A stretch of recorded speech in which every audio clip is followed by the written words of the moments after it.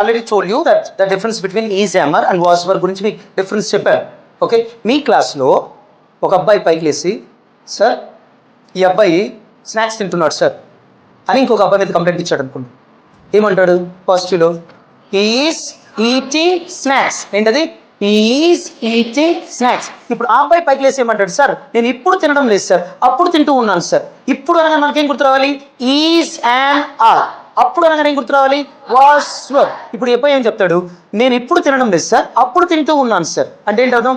I am not eating, I was eating. అర్థమైందా?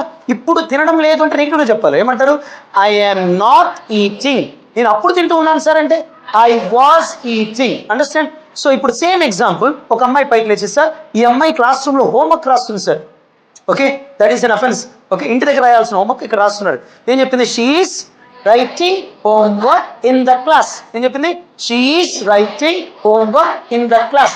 ఈ అమ్మాయి హోంవర్క్ రాస్తుంది సార్. ఇప్పుడు అమ్మాయి లేచేయమంటది, సార్ నేను ఇప్పుడు రాయడం లేదు సార్, అప్పుడు రాస్తున్నాను. ఎప్పుడు రాసినా తప్పే, బట్ ఒకసారి ట్రాన్స్లేట్ చేద్దాం. నేను ఇప్పుడు రాయడం లేదు సార్, అప్పుడు రాస్తూ ఉన్నాను సార్. అంటే I am not writing, I was writing. Did you understand? So that's how we should differentiate between the present and the past.